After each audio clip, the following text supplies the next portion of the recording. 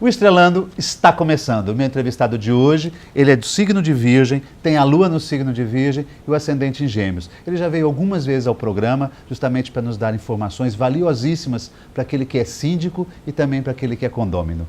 Muito obrigado, Dr. Rubens Moscatelli, por estar presente mais uma vez no programa. Obrigado, Jorge, pelo convite, aos nossos telespectadores. Sempre importante falar sobre essa questão, né? Sim, principalmente no dia 30 de novembro é considerado o dia do síndico.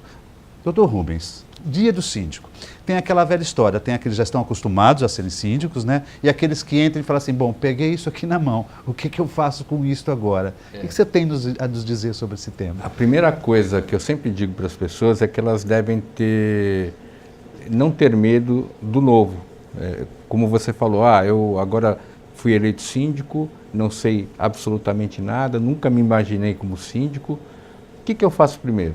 Então, na verdade, além de buscar lá o sindicato dos condomínios, né, para orientações e tudo mais, mas o principal é eu conhecer as regras internas daquele condomínio, porque todo condomínio tem um conjunto de regras próprias, né, que é a convenção condominial, o regulamento interno, a especificação, e a partir do momento que eu conheço esse conjunto de regras, eu já começo a ter um rumo pelo qual eu vou seguir. Óbvio, é possível errar? É possível, porque a gente também é ser humano e acaba interpretando equivocadamente as coisas e tudo mais. Mas o principal é a pessoa que quiser ser síndica, ela já se prepara antes. Aí a perfeição é mais provável. Mas qual é o tipo de preparação que uma pessoa pode ter? Pelo fato assim, eu nunca peguei isso na mão, né? Ser síndico. De repente você pega um condomínio que tem 300, 400 ou até mais, né? É mais. E assim, é difícil lidar, inclusive lidar com a relação, né? Cada um pensa de uma forma, uns não seguem a regra, uns não conhecem também o que tem nas convenções. Exatamente. Então, o primeiro passo, independentemente de eu querer me tornar síndico, para ser o melhor condômino, para poder com que aquela administração e aquela gestão do meu patrimônio, porque eu estou inserido num contexto, enquanto condômino, até mesmo enquanto síndico. Você também é síndico, né? Eu sou síndico de condomínio residencial e de condomínio comercial. Nossa. E são situações muito próximas, não pense que é muito diferente não, porque na verdade parte desse princípio, das pessoas, primeiro elas querem colocar as ideias que elas têm, vou reformar a minha unidade para modernizar, compra às vezes um apartamento mais antigo, e aí vai querer modernizar, tira uma parede daqui, tira uma janela de lá. Só que condomínio, principalmente esses de apartamentos, que a gente tem muito aqui na região, ele tem uma estrutura única. Eu não posso modificar meu bel prazer, eu tenho que saber que, uma vez comprado, adquirido aquele imóvel, eu tenho que manter certas regras. Certas regras, principalmente na construção. E aí o síndico entra. Para quê? Para avaliar se aquela reforma que todo mundo que compra apartamento, principalmente usado, quer fazer colocar seu teor pessoal dentro daquele imóvel. Mas tem alguns limites, eu não posso modificar a estrutura, não posso fazer alterações de fachada. Tem uma restrição. Quando você vai morar numa comunidade, você acaba tendo que se absorver dessas restrições para que você não crie problema na hora que você chega e principalmente na manutenção dessa convivência. Dr. Rubens, de onde saiu o dia 30 de novembro, o dia do síndico? Então, eu pesquisei aí pela internet, né, e verifiquei que, na verdade, foi uma data criada na década de 60 na cidade de São Paulo. É uma lei municipal, mas acabou se tornando nacional, né? E nós, desde que a fundação do sindicato, né, nós fomos criados lá e fundou a entidade em 89, nós sempre reprisamos essa questão do dia do síndico, até por respeito àqueles que se voluntariam ou até mesmo são síndicos que são remunerados, né? O pessoal chama de síndico profissional, porque você falou de 500 apartamentos, 1.000 e tantos apartamentos, é como se fosse uma cidade. E cada uma daquelas pessoas tem interesses, visões de mundo completamente distintas do outro. O síndico ele tem que ser um pouquinho de psicólogo. Você acha que o síndico, então, dentro desse tema que você está falando, você acha que o síndico não é valorizado? Acredito que, pela função dele não ser conhecida na totalidade e o próprio síndico não se aprofundar nesse estudo, acaba sendo só o tarefeiro, né? Ele próprio não se valoriza. Porque a gente acaba vendo o quê? Tem aquele síndico que é completamente ditador, olha, é do meu jeito porque é meu CPF que está ali na porta. Mas isso não era aquela relação antiga daqueles imóveis que tinham 3, 4 andares, que eram quem era o síndico, aquele morador e tal, que era uma coisa mais específica deles. Mas eles davam a ordem, né? Sim, mas ainda tem gente desse jeito em vários tipos de imóveis, né? Em apartamentos de grande porte e tudo mais. O que vai... E também tem o outro lado das pessoas que se omitem. Eu tenho um apartamento sim, eu vou arrumar alguém que possa gerir isso e vou cobrar se não der certo do jeito que eu estou imaginando. Só que não vai na assembleia, delega tudo para uma pessoa que muitas vezes nem conhece. Entendi. E aí cria o problema. Eu acho que uma das maneiras da gente resolver isso no futuro, deixa passar essa crise que o Brasil está vivendo, é a regulamentação da função de síndico como uma profissão. E daí você vai ter um perfil, uma fiscalização, que hoje você não tem. Isso tem a ver com o que eu quero te perguntar para o próximo bloco, Opa, tá bem? Tá bom. Que é a função do síndico, do curso que vocês têm no Sim. sindicato sobre o síndico, né? Sim. Então tá bem. Não saia daí, estamos de volta já já.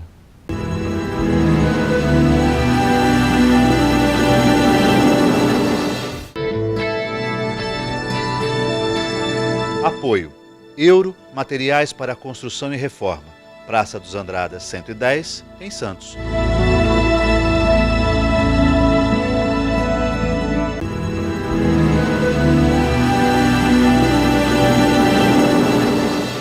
Voltamos ao segundo bloco, meu entrevistado Dr. Rubens Moscatelli, que é presidente do SICOM, Sindicato dos Condomínios Prediais do Litoral Paulista. Dr. Rubens, a gente estava falando sobre a função do síndico e todas as atribuições que o síndico tem, né? A questão é, o próprio sindicato, ele oferece um esteio para o síndico, né? Sim, o curso de síndico profissional, onde nós damos a base para que a pessoa querendo se tornar amanhã depois síndico do seu condomínio ou de outros condomínios, bem como aqueles outros que querem fiscalizar o síndico do seu próprio edifício. Por quê? Porque nós entendemos que quando você passa o conhecimento para a pessoa a respeito não só das atribuições, mas de tudo aquilo que envolve a questão condominial, você tem melhor gestão de problemas. Não é só a questão financeira que é importante, mas é a questão da convivência, é a questão da vivência mesmo. Às vezes você resolve situações com uma conversa, não precisa judicializar, não precisa entrar com ação ou coisa parecida. Mas às vezes você tem que entrar com ação. Você tem que saber decidir o momento certo, você tem que ter Mas se o curso, essa se o síndico postura. não tem uma maturidade para isso, fica difícil, né? Então, por isso que o curso é importante. Ele vai, primeiro, criando o que fala-se muito na música, né? Principalmente quem toca instrumento de sopro, a embocadura. Quer dizer, você vai preparando e criando uma situação dentro de você que você possa encarar cada problema dentro do seu contexto. Embora seja advogado, a gente tem que ter pensamentos fora do direito, da advocacia e da litigiosidade, que hoje em dia o que você tem mais aí, principalmente na legislação mais moderna, é a tentativa de composição de conflitos fora do judiciário. Entendi. Então, não adianta a gente pegar um síndico antigo que colocar a lei embaixo do braço e começa a cobrar as pessoas. Óbvio, ele tem que fazer cumprir a convenção, ele tem que cumprir a convenção, ele tem que ser o exemplo. Mas ele tem que ter, ao mesmo tempo, maleabilidade. Hoje em dia, como é que eu vejo a situação em muitos casos? O síndico acaba sendo aquele, ou que chegou naquele momento lá, foi saber o que estava acontecendo e virou síndico, ou seja, não tem preparo, as pessoas, é como se fosse uma punição ser síndico, principalmente o morador, né? Não, existem muitos casos desses, eu acompanhei Sim. muitos casos assim, que é uma tortura, ter que ser síndico, ele foi escalado, sobrou ele, o outro não quis mais, ele exerce uma função com dificuldade. Eu acho que é aí que entra a questão da formação do curso do síndico profissional, porque é uma pessoa que entra já sabendo e conhecendo os meios de tratar da terceirização, inclusive. Sim, mas assim, até isso é importante, porque o síndico sozinho não faz nada, ele tem o corpo diretivo, que são os conselheiros. Se você tem uns conselheiros mais experientes, pessoas que já foram síndicos, que sabem os entraves e os problemas daquele condomínio, a gestão fica melhor. Mas o que a gente percebe dentro desse perfil que eu falei anteriormente? Você pega lá, vai ser o Jorge o síndico, ele foi o último a chegar aqui na Assembleia, e nós vamos aqui decidir que vai ser ele o síndico. Todo mundo na hora lá, para dourar a pílula, fala assim, não, Jorge, pode crer que eu vou te ajudar.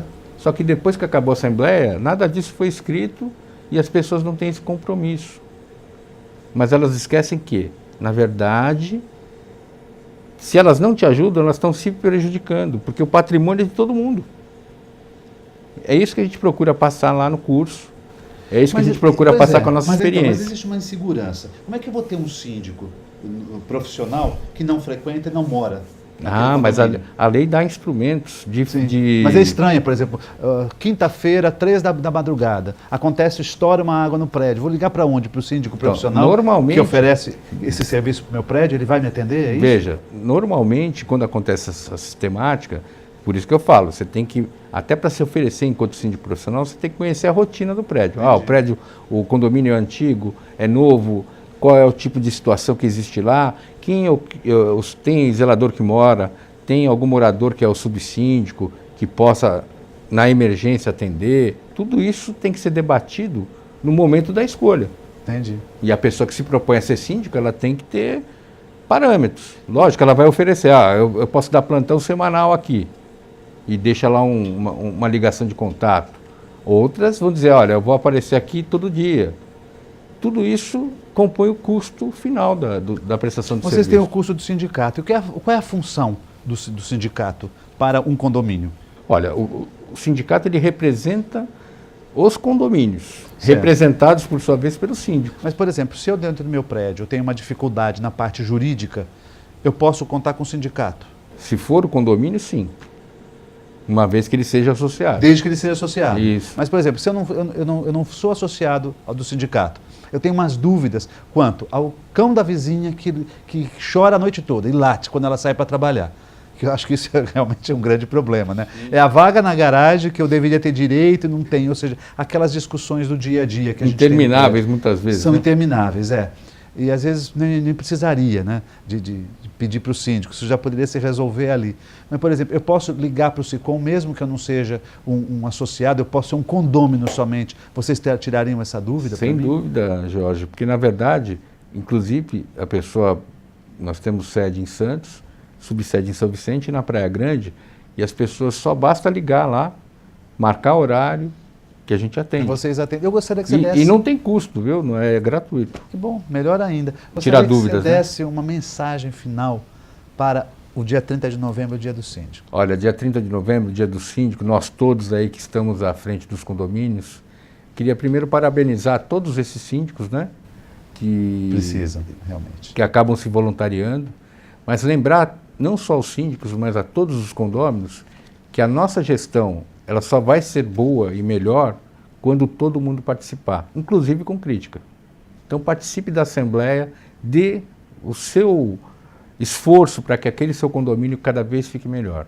Parabéns a todos os síndicos e até a próxima entrevista aí. E parabéns também para o senhor, obrigado. Que é também um síndico, né? Sou síndico de 2, né? Muito obrigado, doutor Rubens. Não por isso. Não saia daí, a gente volta já já.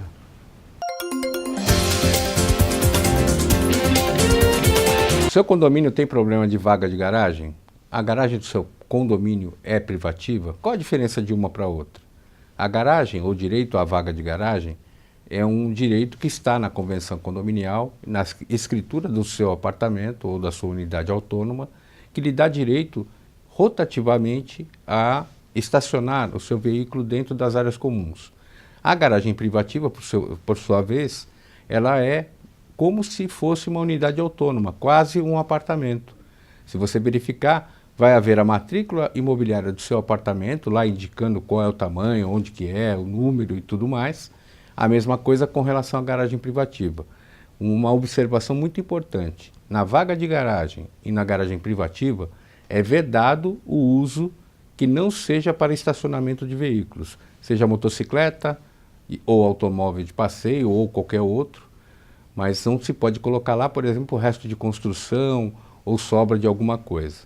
Garagem é para estacionamento ou colocar o seu veículo naquele local. Na semana que vem nós apresentaremos outras dicas. Até a próxima.